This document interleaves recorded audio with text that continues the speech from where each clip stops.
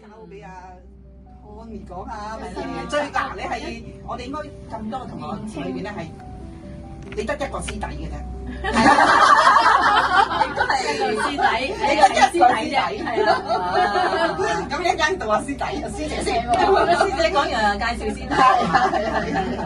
係 Connie 講下其咧，實真係咯，即係我而家一期都未讀完咧，即係就嚟完一期啦。咁我都好開心同大家咁多位師姐一齊學習啦。咁我都覺得好特別啊！呢位老師教課咧，原來咁樣教嘅喎，即係呢個咁樣咧，就係佢有好多技巧教俾我哋咯。上堂嘅時候咧，哇，好記得4隻字星門閉合。呢個係我做極都做唔到，而家仲未好成功嘅，係翻屋企練啦。咁我覺得咧，呢個老師有樣好特別嘅，阿李 Sir 咧，佢上堂前咧，竟然有 interview 呢個 process 嘅過程。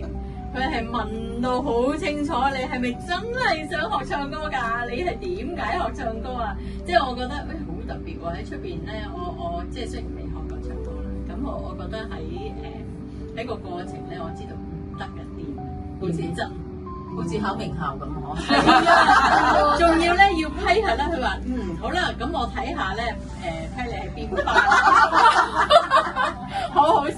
我當日佢好認真咁打個電話嚟咧，咁我哇咦原來咁㗎，學唱歌。翻屋企等電話，等通知，等落聲，好似去見工多啲。係啊，好好笑啊！咁我翻嚟咧一唱歌啦，見到啲同學啦，好開心啦。尤其是有班長啦，班長好好啦。我呢個班長佢嘅友誼小姐，友誼小姐。你知唔知咧？佢好到咧陪坐啊，直陪坐3倍啊！你知唔知啊？辛苦師姐。其實我哋成班同學嗰個都好融洽嘅上課，係咪？係啊，有講有笑，好開心。嚴肅地要級，因為好認真去上堂。因為我有聽錄史，我記得第一堂咧，我聽錄史嘅時候話：哇，你寫得好多嘢喎！寫得好靚添啊！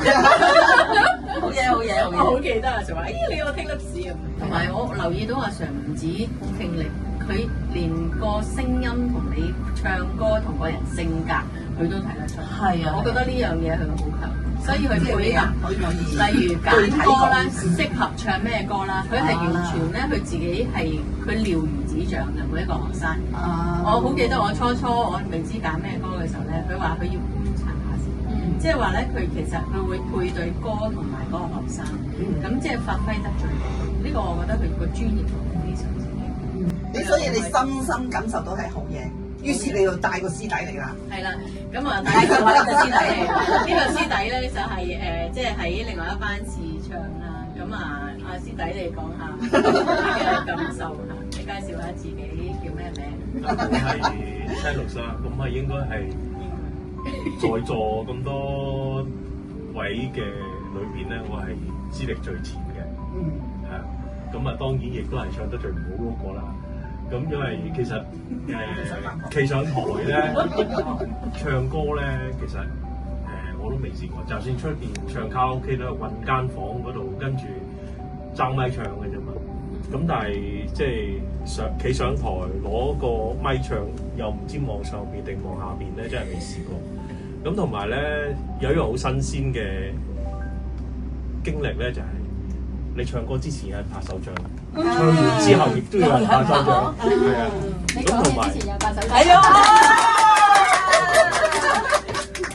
同埋其實本身嚟一齊上堂咧，即係聽嗰個同我一齊唱歌咧，同埋阿 Sir 唱歌嗰陣咧，都好 enjoy 嘅。因為老實講，平時咧聽歌聽嚟聽去都係嗰10零20隻歌啦，唔係太多歌。但係嚟到咧聽多咗好多歌，同埋有啲指定歌曲咧，其實係聽都未聽過。係咪令你覺得好似翻去學校咁咧？有感覺？好彩唔使考試。係咁上台比較上課嘅咧，其實真係有㗎，阿 Sir 俾分個心㗎，我仲未攞到個 good 啊，一定有。呢啲咧就係前世幸福。你越細咧，你就使，暫時暫時唔使咁擔心。冇包袱。係啊，你知唔知有叫做蜜月期咧？係啊。